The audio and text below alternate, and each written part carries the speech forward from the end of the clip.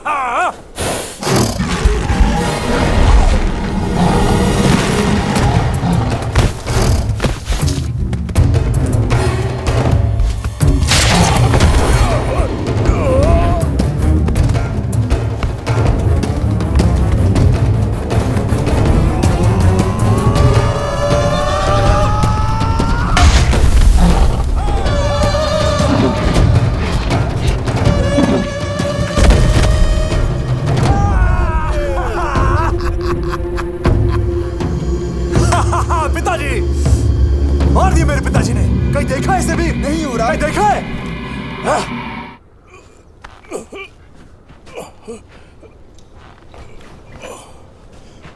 तुम्हारी निष्ठा देखकर मैं सच में हैरान हो जाता हूं कटप्पा। तुम्हारे मन में मेरे लिए कितना द्वेष है ये मैं जानता हूं, फिर भी अपने प्राण संकट में डालकर मेरी रक्षा करते हो। कैसे कटप्पा, कैसे करते हो तुम ये? ठीक है, मांगो, क्या मांगते हो? जो भी चाहो। प्रभु, मेरी एक ही विनती है। 25 सालों से देव सेना दंड सह रही है, उन्हें मुक्त कर दीजिए।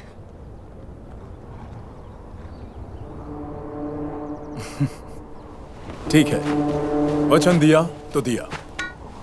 जाओ, देव सेना को मारकर उसे मुक्त कर दो। मृत्यु से बड़ी मुक्ति और क्या हो सकती है कटप्पा? हाँ? जाओ। नहीं तो फिर भुगतने दो। 25 साल नहीं, अंतिम सांस तक भुगतने दो।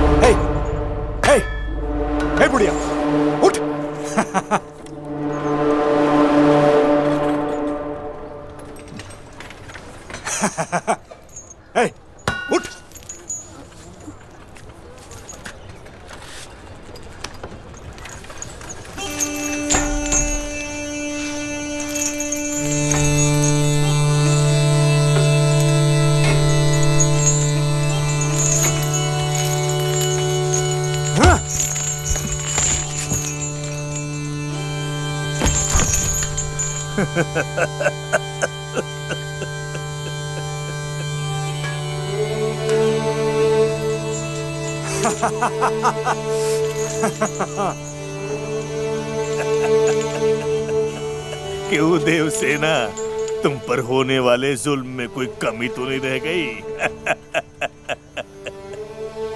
तुमने मुझे ठुकराया और उसको चाहा। अब बताओ, कहां है वो? एक बात पूछता हूं, सच बताना देवसेना। इतने सालों में किसी ने भी कभी भी कहीं भी उसका नाम तक पुकारा है? उन अंधेरी रातों में, कैद खानों के सन्नाटों में, क्या तुम्हें अपनी बेड़ियों की गूंज में कभी भी उसका नाम सुनाई दिया?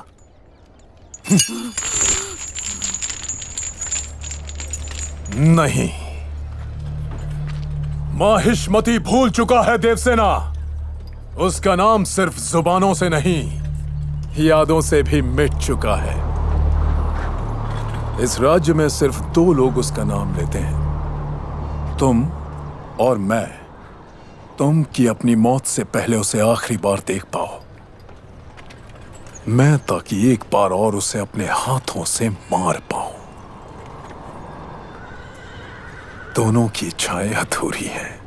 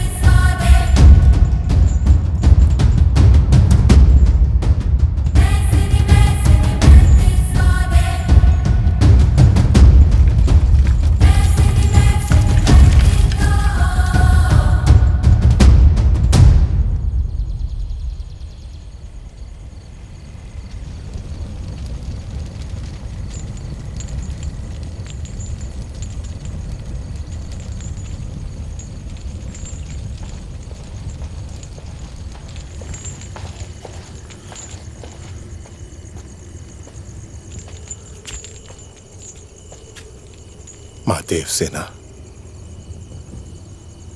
इस बार तो मान जाइए। आप आज्ञा दें तो बेड़ियां तोड़कर आपको मुक्त कर दूं। क्या जीवन भर आप कैदी बनी रहेंगी? नहीं कटप्पा, मेरा बेटा आएगा, वही मुझे छुड़ा कर ले जाएगा। मरा हुआ बेटा कैसे आएगा मां? मेरा बेटा जीवित है, वो मुझे ढूंढता हुआ जरूर आएगा। जो बेटा जीवित ही नहीं है, उसकी प्रतीक्षा में आप क्यों इतना कष्ट भोग रही हैं? इस भ्रम से निकलिए मां। आपको मुक्त करवाने का अवसर मुझे बार बार नहीं मिलेगा। रात के पहरेदार किसी भी समय यहां आ जाएंगे। मान जाइए, मान जाइए मां। मैं आपसे विनती कर रहा हूं, और आप ये क्या पागलपन कर रही हैं?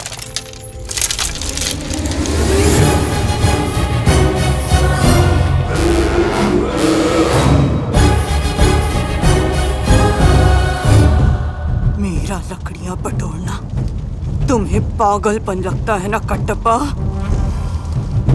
चिता सजा रही हूं।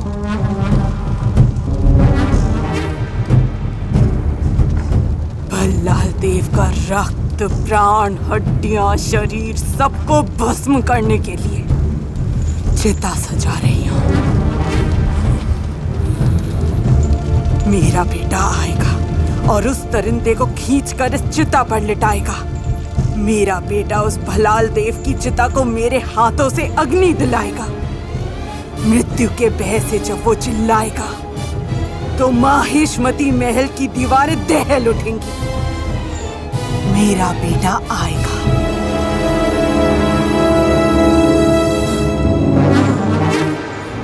जल रही है चिता, सांसों में है धुआं। फिर भी आस मन में है जगी, भोर होगी क्या कभी यहाँ, पूछती यही ये बेड़ियां। देख तो कौन है ये? ब्रह्मांड के इतिहास में न भूतो न भविष्यति 50 गज ऊंची स्वर्ण प्रतिमा। देवताओं को भी ये सौभाग्य प्राप्त नहीं होता। इसकी प्रतिष्ठा होते ही आपके पुत्र महाराज भल्लाल देव की कीर्ति 10 दिशाओं में व्याप्त हो जाएगी। क्या सारी तैयारियां पूरी हो गई? हाँ प्रभु, सब पूरी हुई। स्थापना समारोह अद्भुत होगा। समस्त ब्रह्मांड करतल ध्वनि से गूंज उठेगा प्रभु।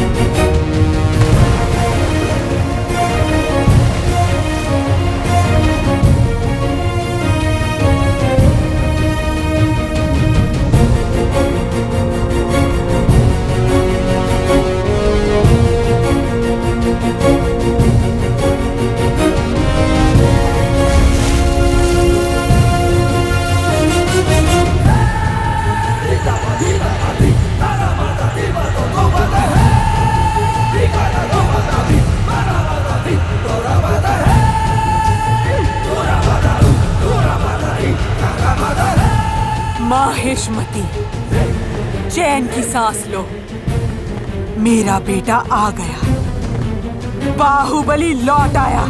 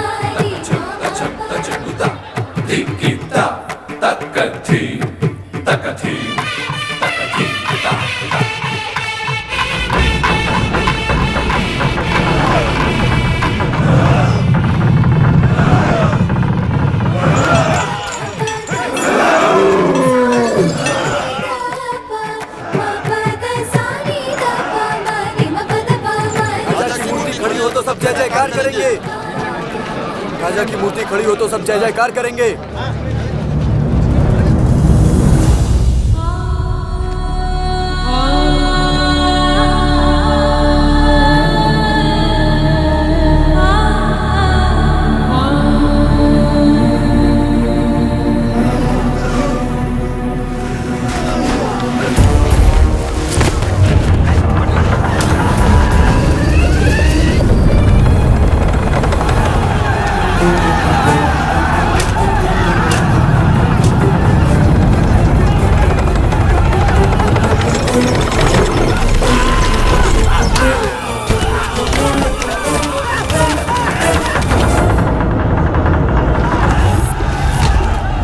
चिंता नहीं।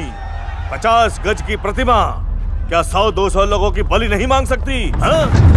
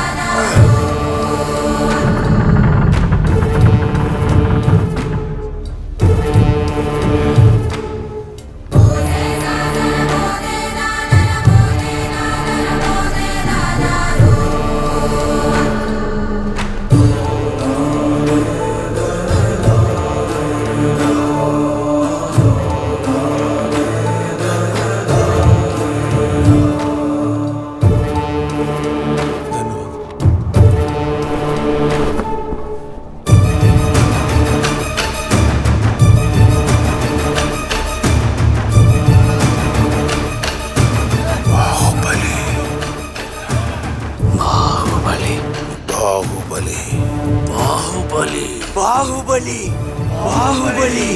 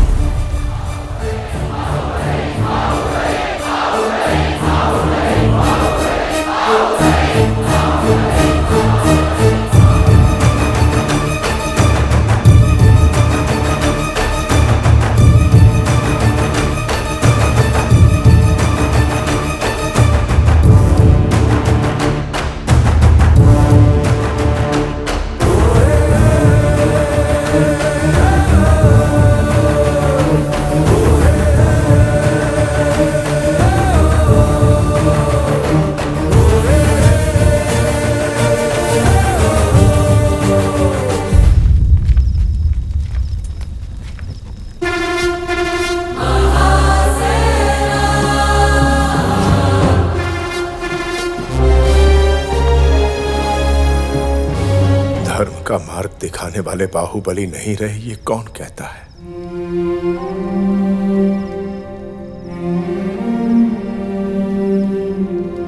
मैं जीवित होकर भी मर चुका हूं और आप मरने के बाद भी लोगों के मन में जीवित हैं।